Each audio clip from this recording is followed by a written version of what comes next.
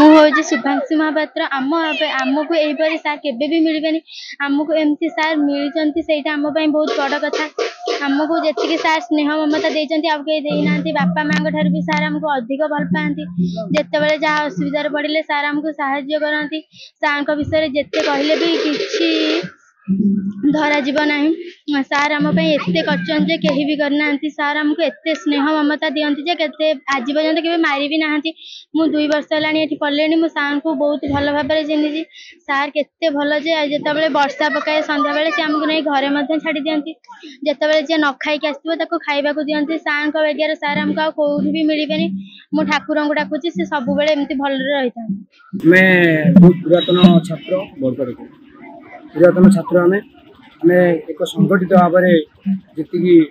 आम ये पास कर 21 वर्ष पिला गोटे ग्रुप करा सहित एकाठी करा गोटे प्रोग्राम केमती भलसे हम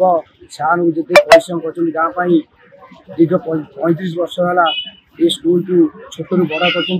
सीमेंट इटारे भी जॉइंट कर घर कर अमृतिया गाँव में घर घर से पहुँचे ठीक से उपलब्धि करेंगे अमृतिया गाँव पाठ पढ़ी मत विद्यालय बेले मत ठीक से सम्मान सह मत विद्यालय देले से लगी आम जी पुरातन छात्र थे समस्त सहयोग विद्याकालीन उत्सवटा ठीक से आज आम माने अनुभव होती आज ये उत्सव मु निजे आम भाई छात्र मैंने जाइलु सार डीसी करने जाइलु सार देखिए आम कांदी पकड़े मत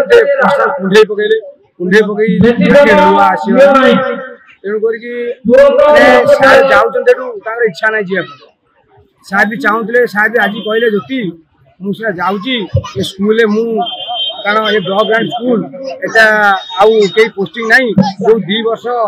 9 मास रहा मुझे 2 वर्ष 9 मास फ्री रे पाठ पढ़ी आम शुणी आमको ये लगे आम सार आमको छाड़ी जापरें आम गाँव प्रत्येक छुआ को से पाठ पढ़ी यदि अमृतियार साक्षर हार बढ़ी था केवल अहिंसा